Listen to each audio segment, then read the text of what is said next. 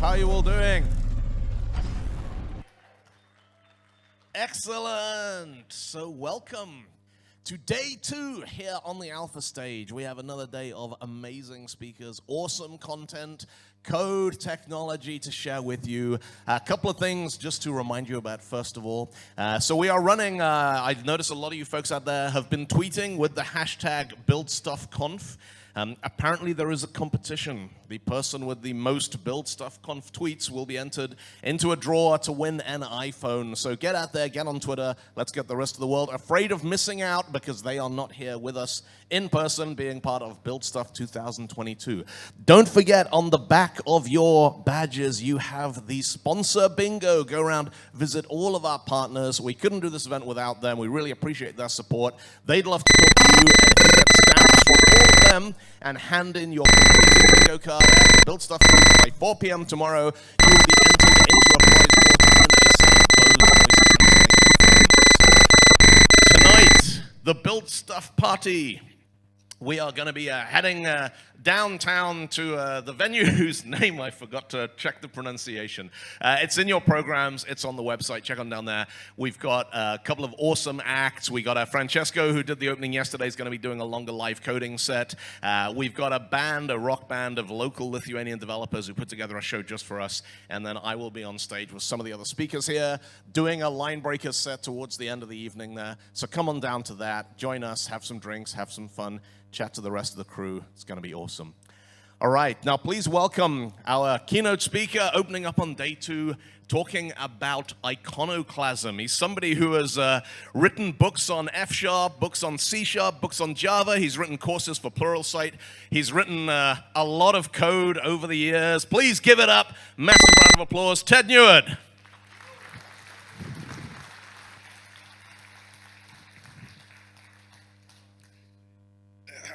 After that intro, I kind of feel overwhelmed, like, oh gosh, I'd better really have, done a good presentation. Otherwise, I'll have to take up my fallback career of being a rock star. Nothing? You want me to sing for you? No, you don't. You really don't. See, they don't. They know, they don't. Join us tonight, Line Breakers, featuring guest vocalist Ted Neward. I'll let you do your talk now, Ted. Happy birthday to you. You really don't. You really don't. Hey, question for you. You recognize them? No? Nope, because that is the mythical team of outsourcers that is out for your job. See, when I was a kid, growing up, doing, primary school, middle school, etc., the formula for success in life was pretty simple. Go to school, get good grades, study hard, go to college, right? Go pick a major, pick a field, get good grades, because the grades were always a key part of this. Graduate, and you could expect to pick up a position, pretty much a given if you had any sort of college degree, even a art history degree. You could pick up a degree, make $70,000 a year, which back then, because you see all this gray in my beard, right? I'm old. 70 grand a year was a pretty respectable salary. You could get the house, you could get the spouse, you could get the 2.5 kids, the dog. It was all just sort of laid out in front of you. It was awesome. And we had a whole slew of different tests that really reinforce this, right? We had the SAT test. Now I realize this is all, US-centric, but I imagine there's something relatively similar here in Europe. The Scholastic Aptitude Test is one of these tests that tests how well you will do in college. It's one of the college admissions prerequisites. It's one of the things that high school students in the United States consistently are afraid of, consistently concerned about. And as a result, there is a preparatory SAT test, the PSAT test. If you want to go into law school, there's the GMAT test. And as a matter of fact, we are so fond of tests that we've even created a test just for the joy of having a test called the Wonderlic. The Wonderlic is a test that's intended to sort of, not necessarily an IQ test, but to try to test general intelligence. it's rumored that many NFL executives will have draft picks go through the Wonderlic test because apparently you have to be really, really smart to play American football. I don't know if that's true or not. We even have tests that will tell you what field you should go into. Sorry, this mic is constantly flipping up on my ear. I'll be doing this for a while, I think. We have tests that will tell you what field to go into. I actually took one of those tests in junior high school, and it told me that I should actually become a priest. Oh, I see. You laugh at that joke, but all the rest of them, you're like, no, we're too good to laugh. We had so many tests. We had so many things that were designed to help you down this path, but the formula seems to be changing. See, it doesn't seem to be a guarantee anymore that if you follow this path, riches and success will follow you.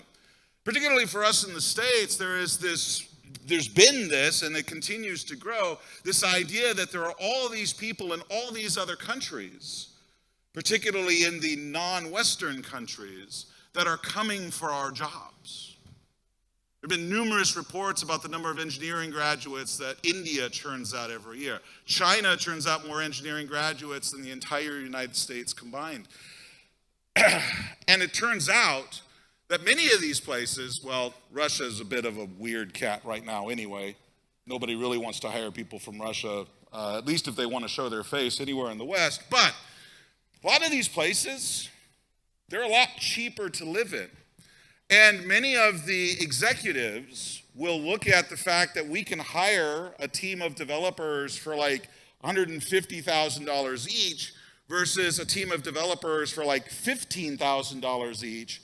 And they will clearly opt for the second option because it allows them to fail more cheaply. Okay, that doesn't generate any reaction. Fail more cheaply. Come on. Maybe my English is not great.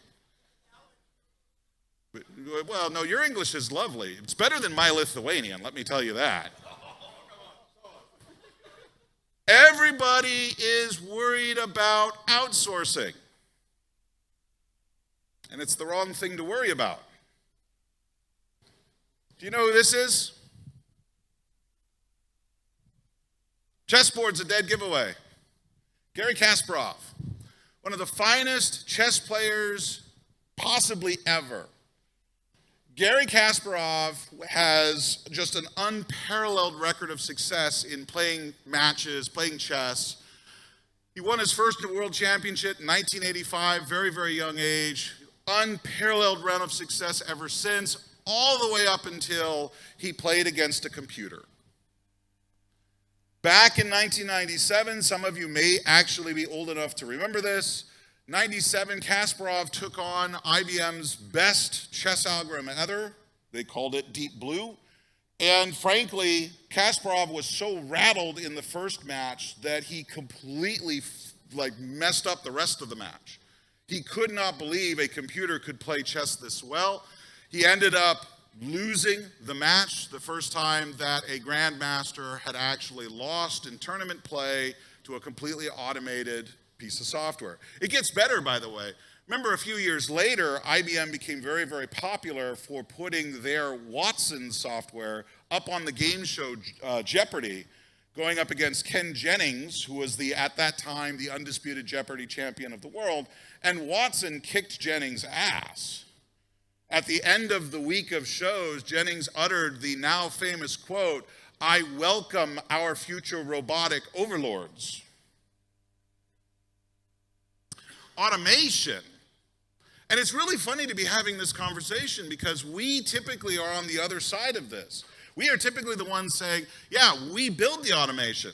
And yet all you other fields that are worried about the fact that we as software developers can automate things, you shouldn't be worried. It's not that big a deal.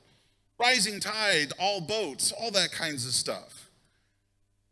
But then tools like GitHub Copilot came out. And suddenly computers could start writing software. And suddenly developers started getting a little nervous, the same way that doctors and lawyers and other places have been nervous for quite some time. There is a site in the United States, I don't know if it's actually usable here in Europe, but it's legalzoom.com, where you can file many of your legal documents. Your family lawyer is now a website. And so now if you want to create a new business, if you want to create a trust, if you want to file for divorce, you probably want to let your spouse know before you do that, but LegalZoom will let you do any of these sorts of things. You no longer need the family lawyer. We used to have a family doctor. Now we have WebMD. Has anybody, by the way, ever gone up to WebMD and come away convinced they were going to die within a week? Yeah, there's reasons why you probably don't want to do that. But automation allows the unskilled to do the things that historically used to be the province of just the skilled. And this has tremendous implications for scale. It has tremendous implications for performance. Used to be that if you broke a bone, they would take an x-ray. Somebody who was familiar with the skeletal structure would take a look at the x-ray and determine whether or not you have actually a broken bone or if it's just a sprain or what have you. A number of years ago at a medical conference, a company put a device up on the stage, looked like kind of a giant, copier type thing, and they say, we have now automated the process of examining x-rays. They took an x-ray, they pushed the button. A few minutes later, a result came back, the bone is broken, and everybody in the audience went, oh my gosh, this is amazing, medical advancements everywhere. We found out later that actually it was faxing it to a team of doctors in India. But why should we care? That is merely an implementation detail, right? Exactly. Whether they're using a back-end stack or a different back-end stack, it's all the same. Developers are now starting to feel the pinch that other fields have felt for quite some time. This notion that our jobs could be automated makes us scared, makes us worried, gives us a certain amount of existential dread, like, crap, what do I do now in this near future when artificial intelligence will do everything? Right? On the one hand, maybe we just sign up for the lounge chairs from Wall-E and we just drift around and eat and get fat and hey, that's life, right? That doesn't sound too terribly bad. But most of us realize that's probably not going to be the case. So what do? How do we stop this? The short answer is we don't. We can't. There's really never been any case in human history where technology has been effectively walked back, with the one exception of the Japanese and gunpowder, and even so, they continued to use it for fireworks and so forth. That was a social decision. Meanwhile, the technology continued to flourish. You can't really stop the march of the robots. So, now that you're all good and profoundly depressed, what do? We evolve. We do something different. We do the things that machines are not good at. You know what this is? Up by name, what's that? Pixel, no. This, however, you've probably got somebody like this inside your company. This is that character, that developer, that analyst, that now possibly VP, who was staring out the window one day and had an idea that then turned into a hugely successful program, product, company, whatever. And the thing of it is, all of us look at people like this and we say, wow, how do they do it? The funny thing is, it's not that hard to do. You just have to know what to do, like many things. The first time you ever looked at any sort of program code, you said, oh my gosh, it's all complete gibberish. And then as you learned to program, it all began to make more sense. And today, you watch television programs and somebody's hacking and you look on the screen and it's like HTML. You're like, that's terrible. And you're that person in the movie theater who jumps up and shouts, that's not hacking. And your spouse is like, shh, sit down. Or maybe that's just me, I don't know. Anybody can be that individual. Anybody can be the one that has the idea that generates the $1 million benefit. Anyone can suggest the solution to the problem that will completely make everything better. Anyone can be that person. Anyone can be the kind of person that does things that others say cannot be done, aka an iconoclast. The term actually officially refers to the idea of the destroyer of icons. The iconoclast is somebody who's destroying icons, and it stems from history way back in the day, back in the time of the Roman Empire, right? Specifically the Eastern Roman Empire, out there where today modern Turkey is. Leo III was getting ready to take control of the throne. And like many of his predecessors, he realized that he was going to have a little bit of a contentious relationship with the church. Because for those of you who remember your history, if you look at any of the paintings, the king, the emperor, whatever the secular ruler, is always crowned by a religious figure. This is literally the church reminding the secular figures that we are the ones who gave you your crown, with the implicit threat that we can be the ones to take it away too. We excommunicate you, everybody will hate you, you will lose your kingdom, the end. If you looked at the throne that Leo III sat on, it's decorated with a number of religious icons. Again, the implication being the church is above the king or the emperor in this particular case. And so Leo III said, you know what? I don't agree. I don't agree. I think if I'm the king, I get to do whatever the hell I want, no matter what the church says. And so he literally got up on his throne and tore down the religious symbology that decorated his throne. He became the destroyer of the religious icons and crowned himself emperor. That was ballsy. That was really, really brave. And, the church did their usual thing, and Leo said, okay. And he had a few problems in his reign, but for the most part, he didn't miss the church much. He did the thing that others of his contemporaries said could not be done. Since that time, we've had a number of iconoclasts that have graced our presence throughout history, who have looked at things differently, decided they didn't like the status quo, sought to change it, and in most respects made the world better. There have been a few iconoclasts who have done so and made the world worse, but we don't care about those people, so let's not study them. List of folks, some of whom we'll be talking about today: Florence Nightingale, Walt Disney, Ray Kroc. Do you know who that is? McDonald's. Yeah. Ever wondered why it's not called Crocs? Well, aside from the fact that the shoes hadn't been invented yet, but because he actually didn't create the business. He bought it from the McDonald's brothers and then added the special touches that made McDonald's the worldwide powerhouse that it is. The drive-through, the fast food concept, the whole nine yards. He's the one that made McDonald's into McDonald's, but he didn't actually start the business. There are many cases of this where people just take something and add on in various ways to make it more interesting. We've had a few iconoclasts in our industry as well. Alan Kay, Smalltalk, objects, the graphical user interface, the mouse, the laptop. The Dynabook was actually a Kay invention at the Xerox Palo Alto Research Center, Xerox PARC, and would essentially set the mold for laptops and mice that would, come to be part of it's hard to imagine what the industry would look like without laptops or mice. Those were both his invention. He invented what we now think of as object-oriented programming. You know what Kay's most famous quote with respect to that is? I invented the term object-oriented programming, and I can tell you for sure C++ was not what I had in mind.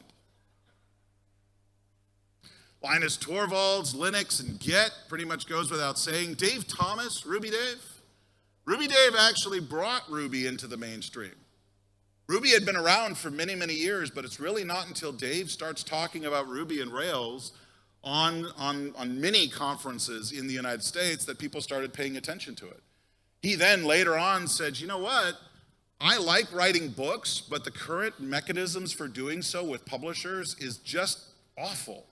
If you've ever had to write a book, then you had to use a very specific Microsoft Word template, and the code had to be formatted in a very, very specific way.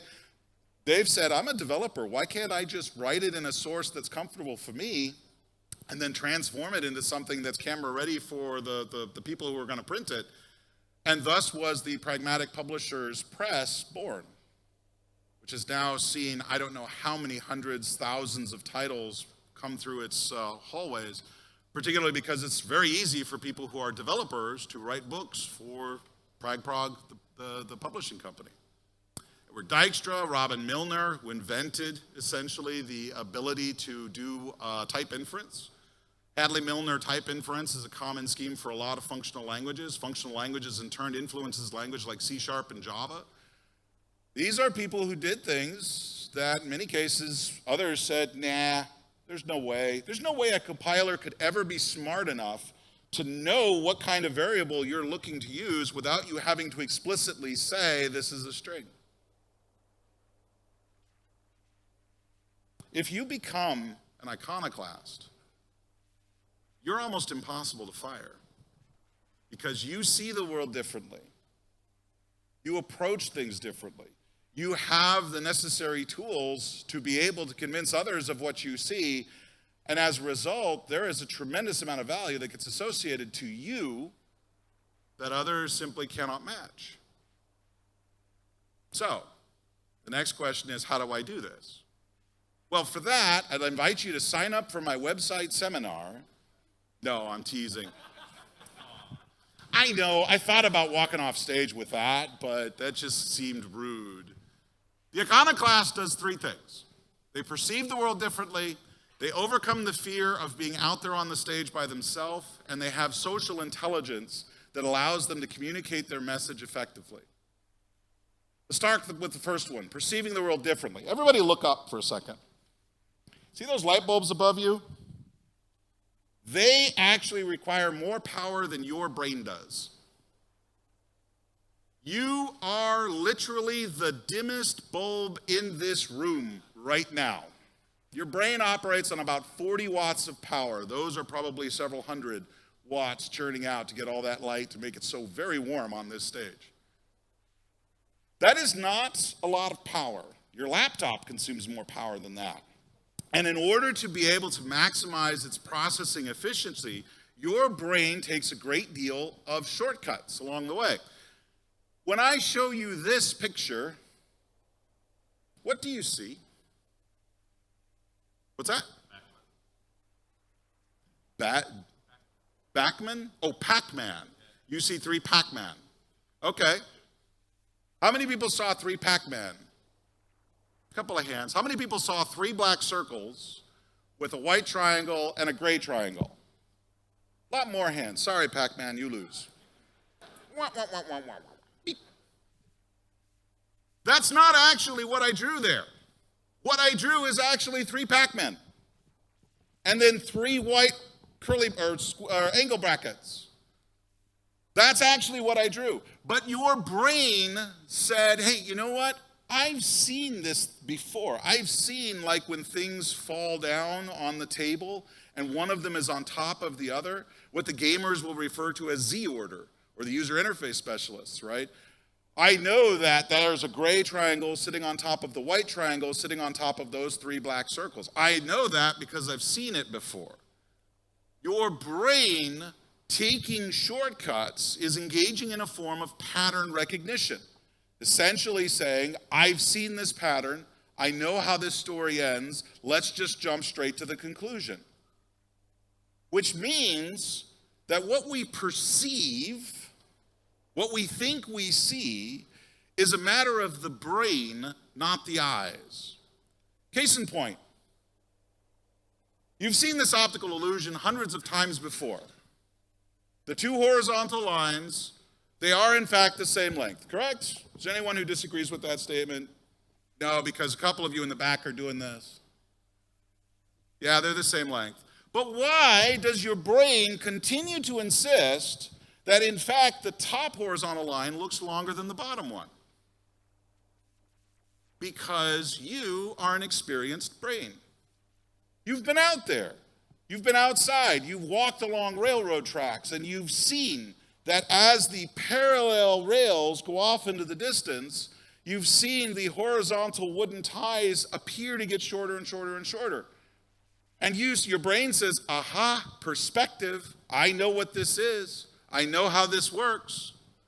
So therefore, if the edges of the horizontal line appear closer to those two vertical lines, it must be because the horizontal line up there at the top is longer.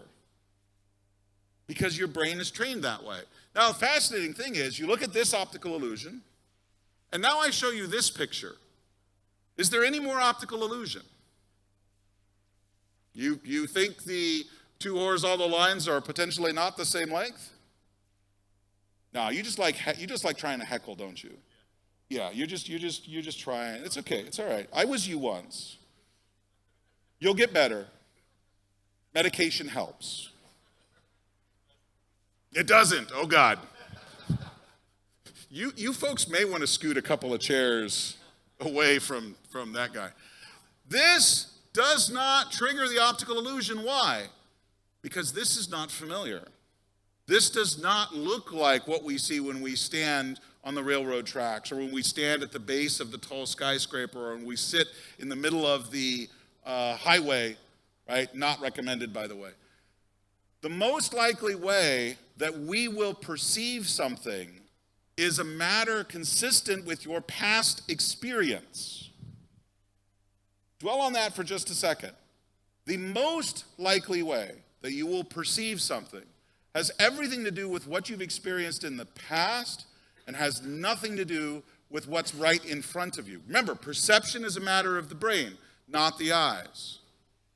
So because you have experience with perspective, you fall into that optical illusion, even though intellectually you know that that's not the case. Which then raises the question, what happens when you see this?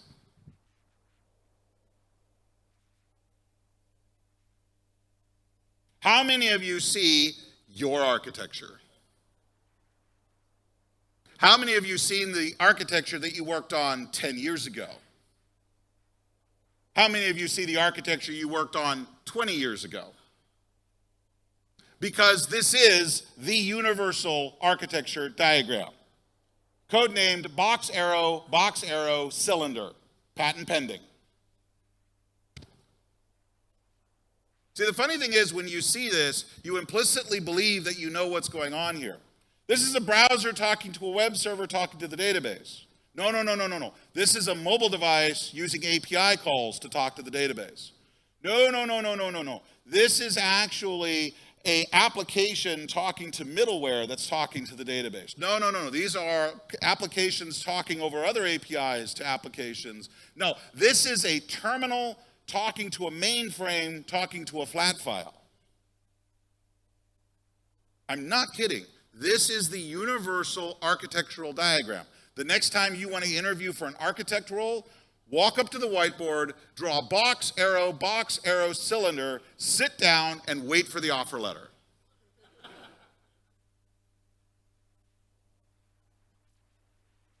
Do you know who this is? This is Dale Chihuly. You know who that is? Not unless you're really into things like decorative glasswork. Chihuly is probably the most successful American artist ever. Chihuly actually has made bazillions of dollars. He's actually had a solo art show at the Louvre. And I mean, you guys here in Lithuania know, the French hate the Americans. If they could somehow go through life without ever admitting that America actually exists, they would do so in a heartbeat. So for the French to have an American do an exhibit in the Louvre, a solo exhibit in the Louvre, he has to be somewhat special. Chihuly's glass pieces go for millions at a pop for the big ones. If you've ever walked into a fancy hotel, looked up and seen this huge glass display hanging from the ceiling, That's a Chihuly or it's one of his disciples. It's astounding how much money the man churns out. And it's all because he lost an eye, right? Number of years ago, as he was a young glass worker, he went out, the story is that he went out surfing. And the surfboard hit him above the eye line and damaged his eye, so his vision was effectively permanently impaired. And shortly thereafter, he was doing something else and actually injured his shoulder. So now he's got one good eye and one good arm. And I don't know if you've ever tried to do any glass blowing, but it requires you use like a 10-foot long metal staff that's got a hole running all the way through it. You stick the staff into the molten glass, you swirl it a little bit, what they call a gather, then you blow a bubble in it, and that's what gives you the ability to start twirling it and doing some various things with it. Wow, this thing really just does not want to stay. At the time, the decorative glass industry was all about doing things that looked completely symmetrical, perfectly symmetrical. And Chihuly, having lost an eye, means he's lost his stereoscopic vision. And so now he can't really do anything symmetrical, and he can't really do this one-armed. So while he's just kind of sitting back, waiting to recover, he says, you know what? This whole symmetrical thing, screw it. I'm not going to go for symmetry. I'm going to do stuff like this that is not in any way, shape, or form attempting to be symmetrical. And the world loved it. They thought it was awesome. He manages a studio of roughly over 100 people in Seattle, churning out pieces worldwide. And the only reason that he does that is because he did something completely different because he lost an eye. Do you know who this is? Florence Nightingale. Good guess, especially because she was on the list earlier, but we'll keep that between us. Yeah, Florence Nightingale. You are probably alive today because of her, because she is the one who actually got doctors to wash their hands between surgeries. See, back in the day, doctors used to be barbers because, hey, if you're good with cutting implements, you're good with cutting implements. You can cut hair, you can do an appendectomy. It's all the same skill set, right?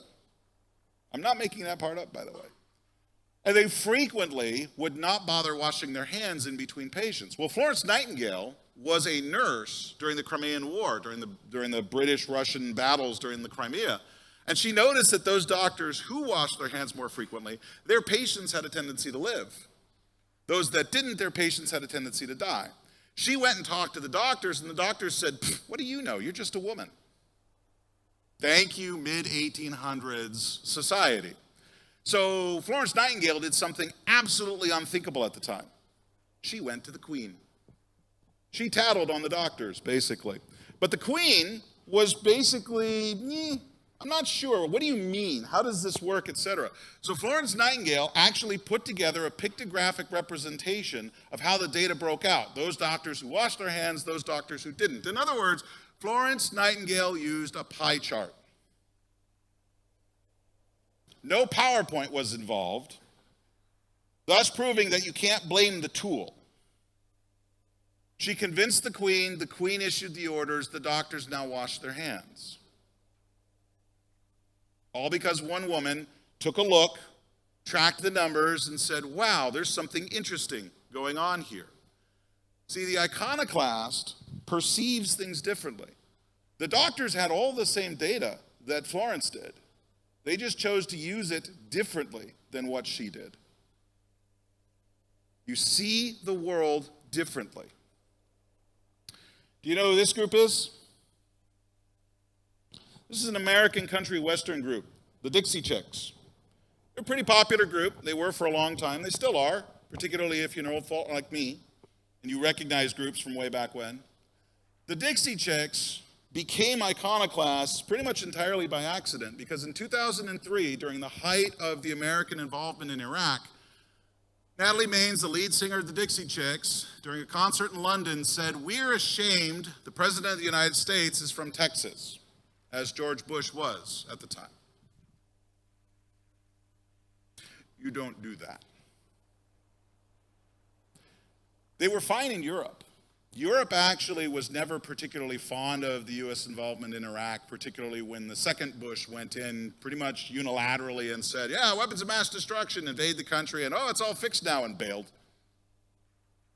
But when they got home, anybody that was associated with the Dixie Chicks was fair game for a lot of people. The Dixie Chicks themselves received death threats. They got threats that were very, very credible, like you will be shot dead at your concert in Texas. They had round-the-clock surveillance. Matter of fact, a radio station van that had the Dixie Chicks painted on the side of the van had a shotgun pointed at the driver on the freeway, just because Dixie Chicks.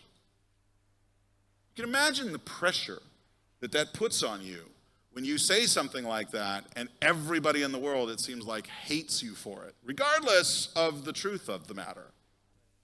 But Maine's never recanted. The Dixie Chicks as a whole never stepped back from this position of this was an unjust war and we shouldn't have been involved. A few years later, they cut another album. Radio stations refused to play it. They absolutely wanted nothing to do with it. So it floundered on the Billboard charts. But it was the #1 download on iTunes. Their fans had forgiven them. The radio stations had not, because you just don't criticize a Republican president when they're from Texas. This is fear. And fear manifests itself in a number of different ways. What's your name, sir? Rolands? Excellent, Rolands. I have 2 urns in front of you, okay? They're opaque, you can't see what's in them. Each of them holds 18 marbles. The one on the left here holds 9 white and 9 black marbles. The one on the right, we don't know the composition. I would like for you to pull a marble from the urn, and I would like for it to be a white marble. Which urn do you choose, left or right? Choose the right-hand urn. So the one where we don't know the composition? Okay, why? Just to see what happens. Okay, so now when I ask you to do a black marble, which urn will you choose?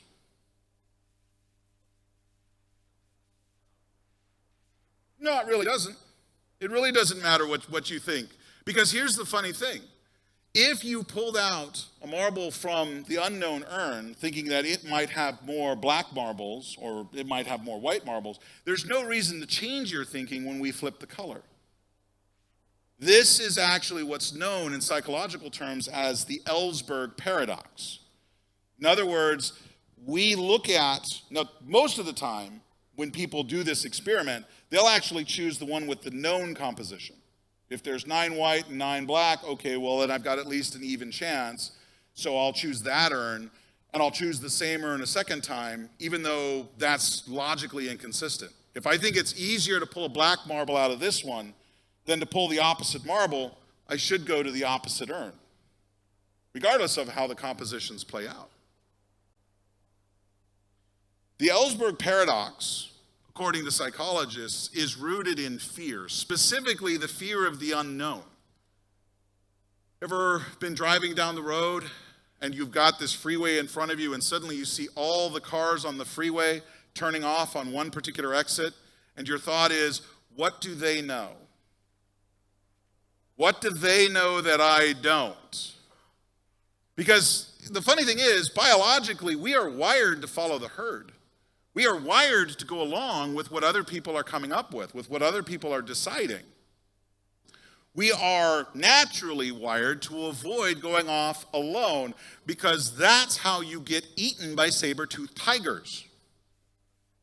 Remember that next time you're wandering the streets of Vilnius by yourself. Saber-toothed tigers if you're all by yourself. This manifests itself in other ways too. Do you recognize this craft? It's a space shuttle, right? But which one? What if I show you this photo? Now you know. Yeah, it's the Challenger, isn't it? Everybody recognizes that, particularly those of us in the United States who were alive when this disaster occurred. This was a major, major traumatic event for us.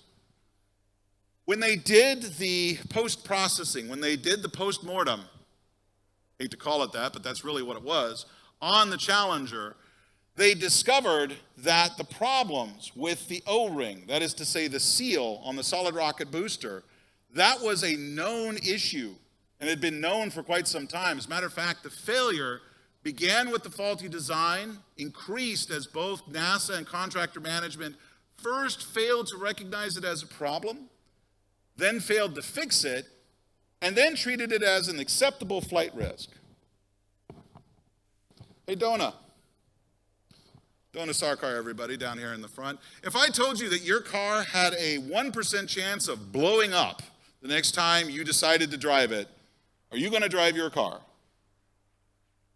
Hell no, she says.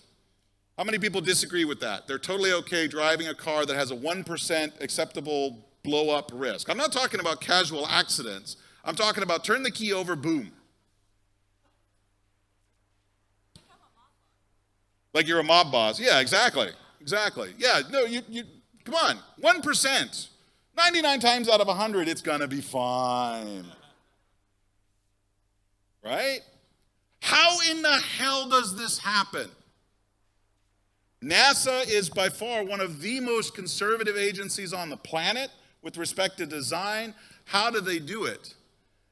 Well, it's a funny thing. Ever been involved in planning poker? Where people go around and estimate how long it will take a particular task? The funny thing is, planning poker was actually a 1960s psychological experiment by Solomon Asch, famous psychologist who did all kinds of interesting experiments that could never be repeated today. You volunteer for one of these experiments because, hey, you're a college student, you could use the cash, and, what could possibly go wrong? You walk into a room of 11 other people, and they show you this photo. You are juror number 12. They ask juror number 1, okay, which of these 3 lines on the right is the same length as the one on the left? And the first juror says A. The second juror says A, and the third one says A, and the fourth one says A, 5A, 6A, 7A, 8A, 9A, 10A, 11A, 12. B. A. E? No, there is no E. B, you're sure? But everybody else said A. What do they know that you don't? They are liars. That's bold. You just called everybody else in the room a liar. That gets your butt kicked in most bars in Tennessee. They are seeing it from another direction, another dimension. Yeah. Funny thing, 86% of the people who participated in this survey, and yes, the first 11 are plants, but 86% of the people went with the crowd and said A. Because when they were asked later, they said either, oh, well, they must have had a different perspective on it. Maybe I'm just sitting over here on the wings and I just can't see the lengths correctly.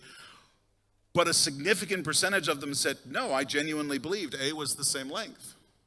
They had convinced themselves to go along with the crowd because it's actually really, really hard to be the one person, particularly when the stakes are high, to say, no, this is not right. And if you've been in planning poker, you've seen it happen because you're sitting there and you look at the story and you think this is like maybe a 13, and then everybody else goes around the room and reveals theirs, and it's a 2, 2, 3, 2, 3, 2, and you're like, what the fuck did I get wrong? Yeah, now it's not so easy, is it? And that's when typically you say, hey, you know what? I must be overthinking it. I'll go with a 3, maybe a 5 if you're really bold.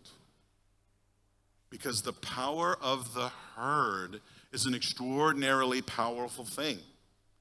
It's hard to be wrong when the herd is all going in a particular direction. The law of large numbers.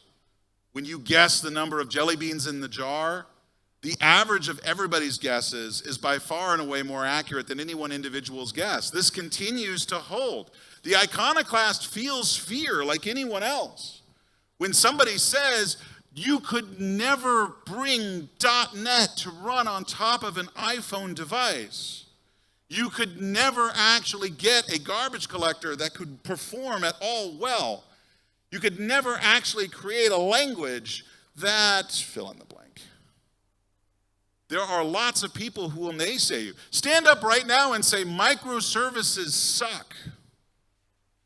And see, there we go.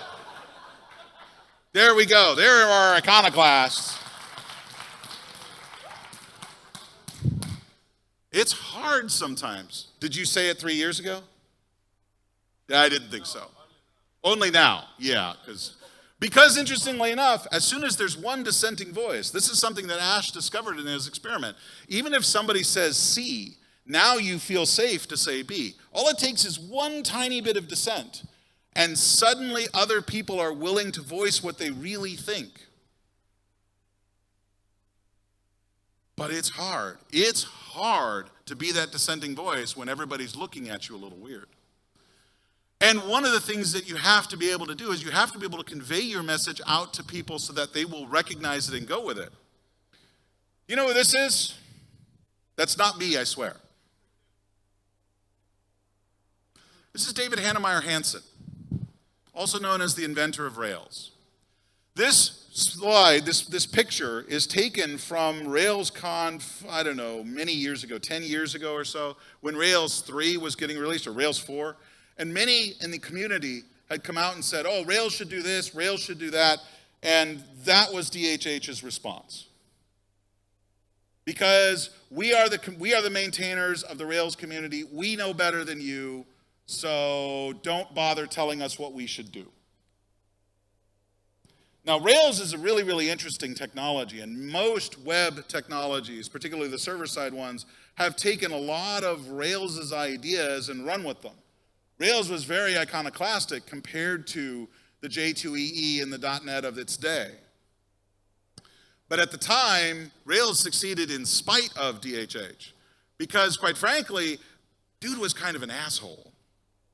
He was not somebody that you could bring in to talk to your boss. He was not somebody that you could bring in to talk to your CTO. And frankly, Rails' relative lack of success in the corporate environment had more to do with DHH than it did with the technology itself.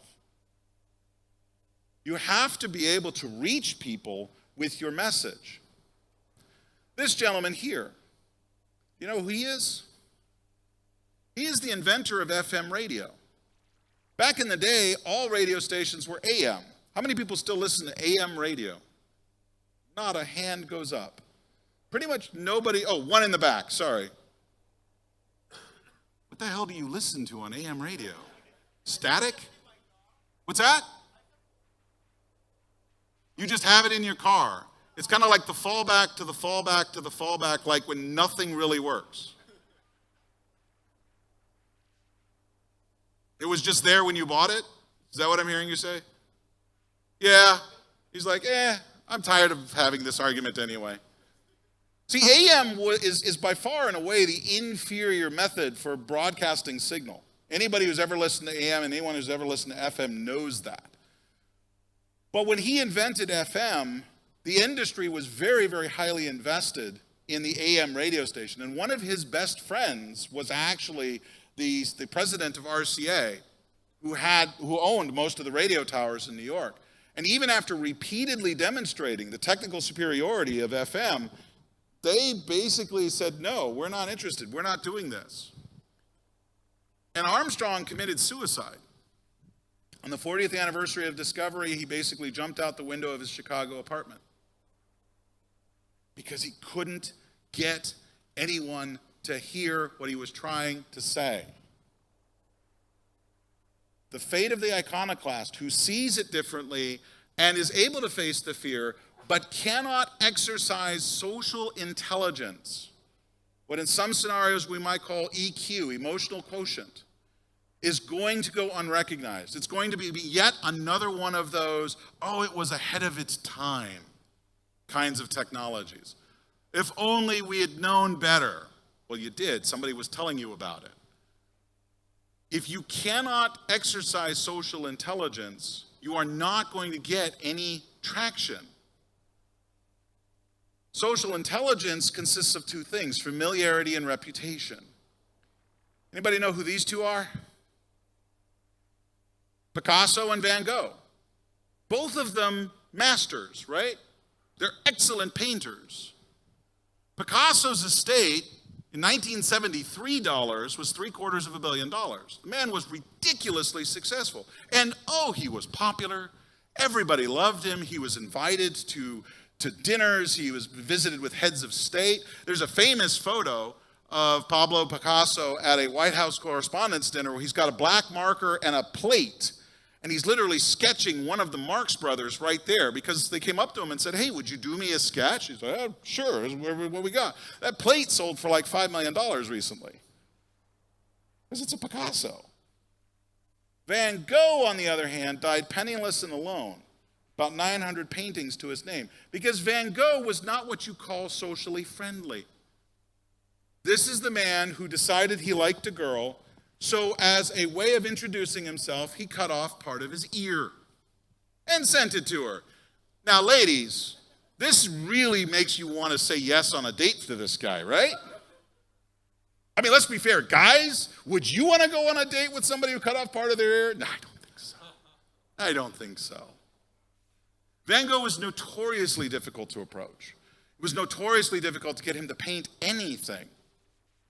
Both of them very familiar, but the reputations of each made a huge difference in terms of how successful they were.